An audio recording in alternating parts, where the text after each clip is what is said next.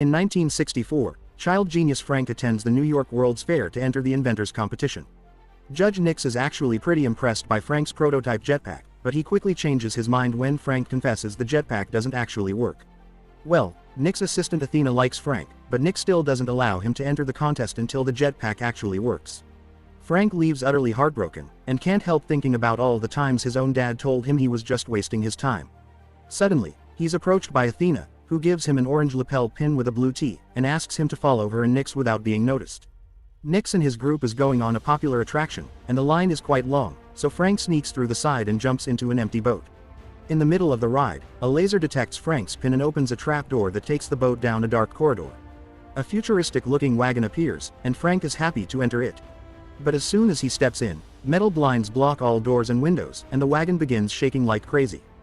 Frank falls to the floor and doesn't get to stand up until the wagon stops.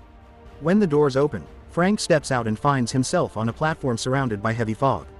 To his shock, a flying car passes by, and he sees Athena with Nix inside. Frank tries to go after them, but giant robots appear in front of him and try to stop him.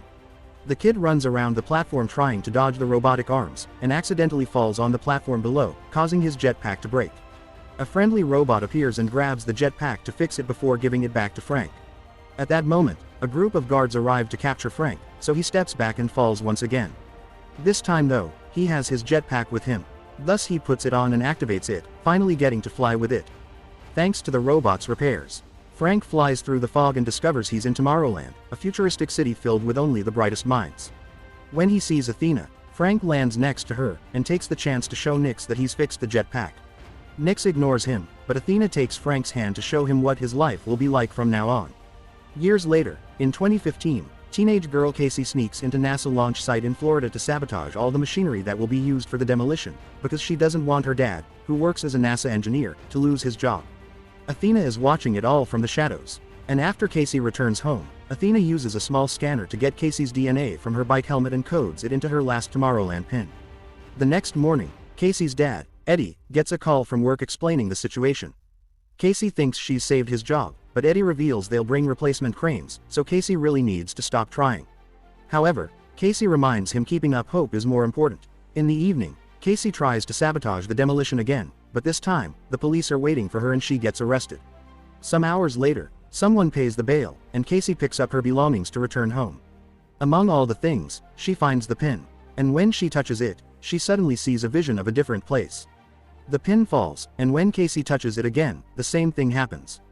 The next time, Casey grabs the pin properly and finds herself looking at a huge city in the distance. But when she tries to walk to it, the pin falls, and she is in jail again, because his walking made her bump against things, and people in the room.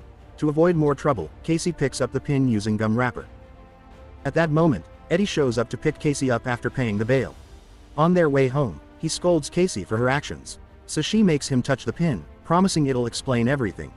However, when Eddie touches the pin, nothing happens. Confused, Casey touches the pin herself and appears in the other world, coming to the conclusion this only works for her. Eddie gets tired of Casey rambling about the pin, and takes it away from her. When they get home, Casey waits for Eddie to fall asleep to steal the pin from his night table. As soon as she touches it, she appears in the other world, and walking toward the city, makes her bump against the walls of her house and even fall down the stairs. The noise wakes Eddie up, causing Casey to hide, and decide to do this somewhere else. Casey goes to the middle of a huge field and touches the pin, allowing her to finally appear in Tomorrowland.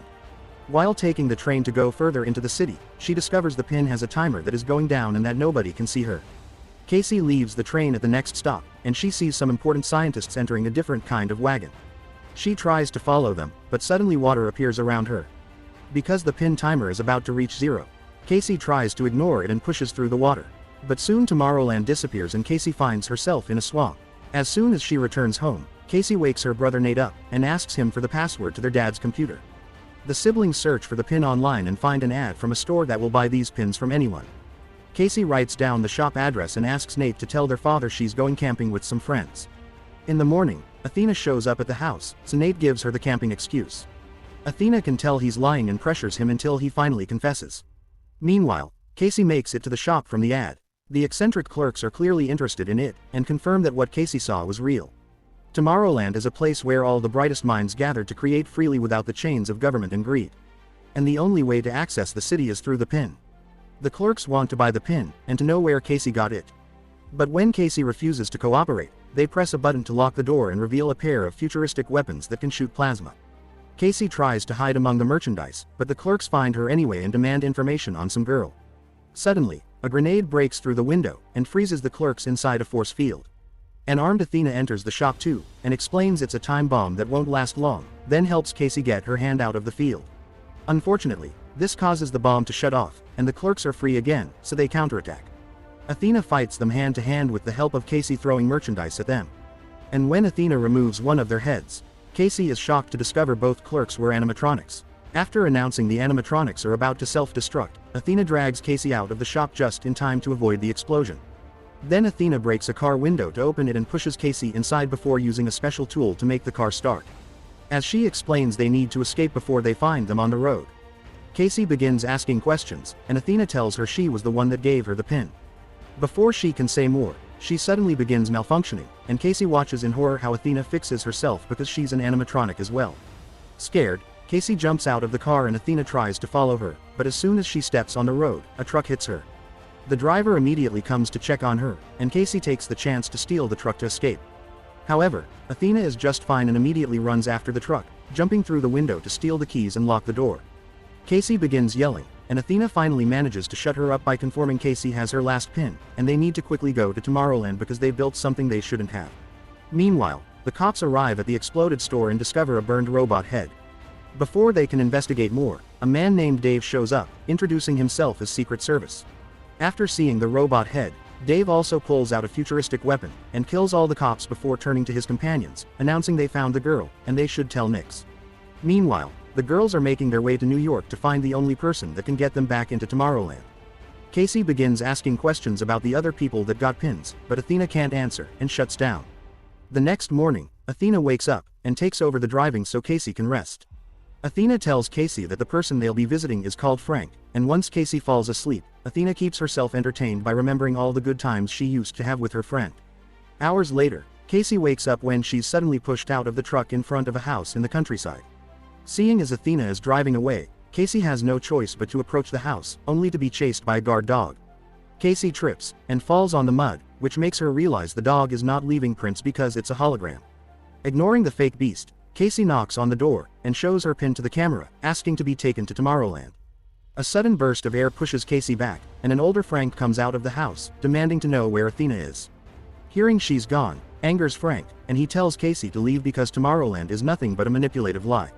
Then Frank returns to his house, and locks the door. Casey refuses to leave, and waits outside, even while it rains. Eventually, she gets tired, and looks around to make a plan. By starting a fire on the plowing truck, Casey gets Frank to leave the house, and while he's too busy putting the flames out, Casey runs inside and locks the door. When Frank tries to enter again, Casey just pushes him back with the same burst of air. Casey begins looking around the house, finding all sorts of crazy inventions.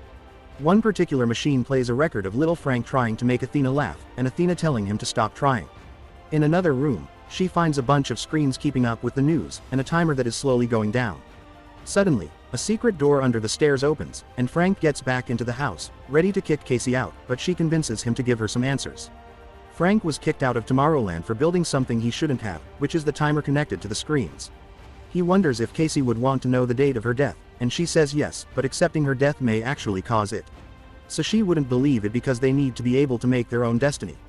This statement causes the percentage on the screen to fall, which greatly impresses Frank. Their conversation is suddenly interrupted by the arrival of Dave, and his agents, who are actually robots looking for Casey.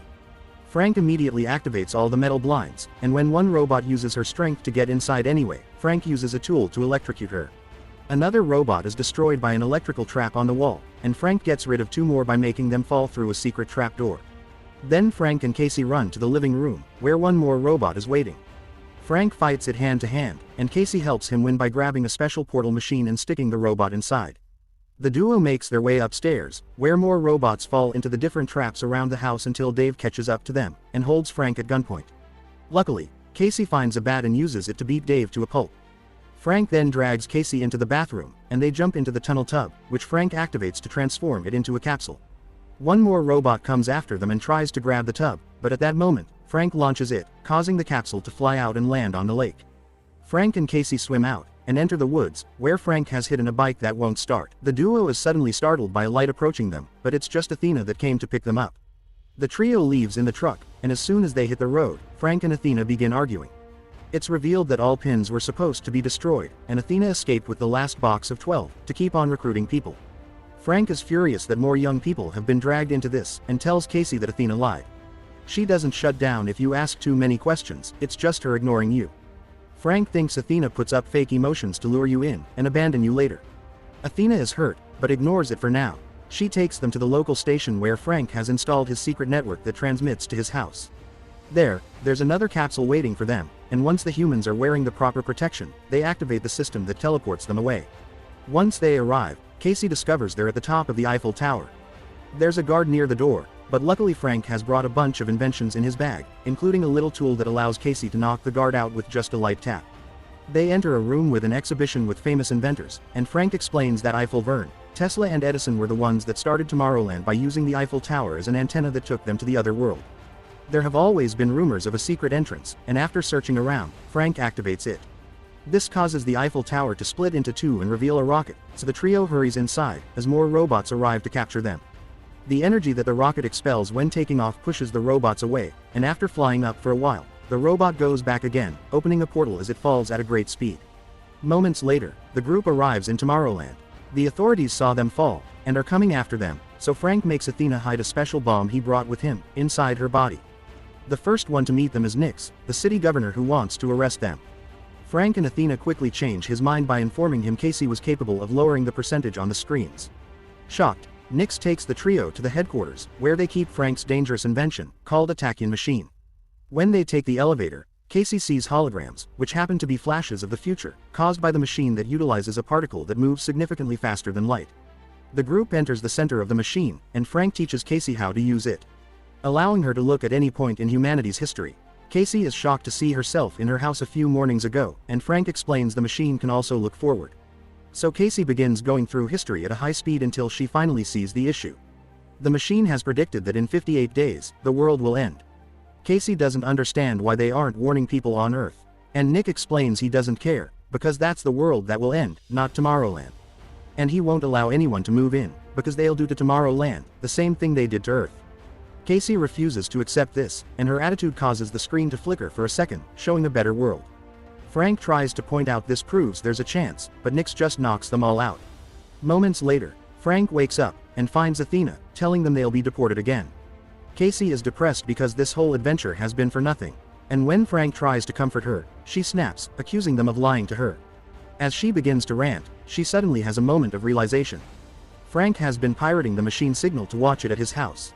And the signal is floating around Earth, zapping these ideas of doom into people's minds. It's a self-fulfilling prophecy, but if Casey could change it with her optimism, it means that turning it off would allow people to see the light again. The guards come to pick the trio up so they can be kicked out of Tomorrowland through a portal. Casey tries to tell Nix about her discovery and asks him to turn off the machine, but Nix says there's no off button. His calm attitude makes Frank realize the truth. Nix is putting the idea in people's heads on purpose. Nix explains that in the past, trying to tell the government about the incoming doom was ignored. Thus he sent the idea directly to people's heads as a warning to make them change their ways. However, instead of working for a better future, humanity accepted the end of the world as inevitable. In Nix's opinion, it isn't the machine's fault, humanity has brought this onto itself. Frank pretends to accept this, and shakes hands with Nix, but only to touch his bracelet, and start the machine platform again. Athena and Casey knock out the guards, while Frank fights Nix, who activates two robots to go after the girls. Frank asks Athena to use the bomb he gave her, but when Athena tries to, the robots catch her. Athena passes the bomb to Casey while she fights the robots, and Casey runs to the platform, which starts moving like crazy because Frank and Nix keep fighting over the bracelet.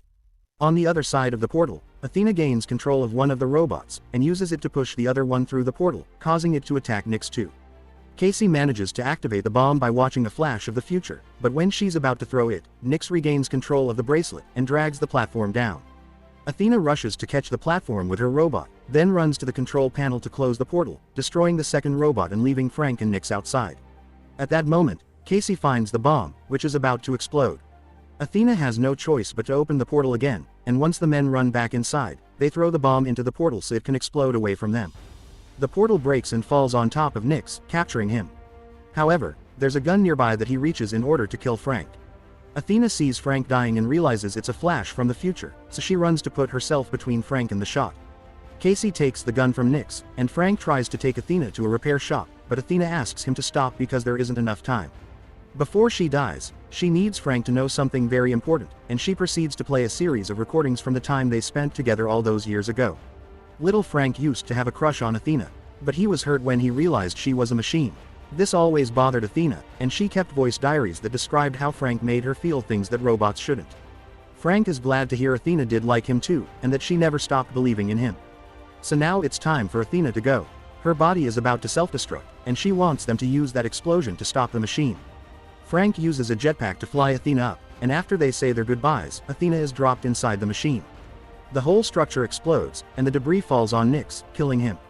Tomorrowland loses its power, and Frank tries to keep control of the jetpack to at least land safely in the river. Casey rushes to check on him, and as they begin talking about what to do next, a bunch of flashes from the future gives them an idea. First, Frank fixes the portal so Casey can reunite with her family. Then together, they begin working on restarting the PIN program, for which they build a bunch of robots like Athena. These robots use a portal to travel all over the world and leave pins for the bright minds that may help them make a better future for Earth. Subscribe for more videos like this, turn on notifications, and leave a like to help the channel out. Thank you for watching.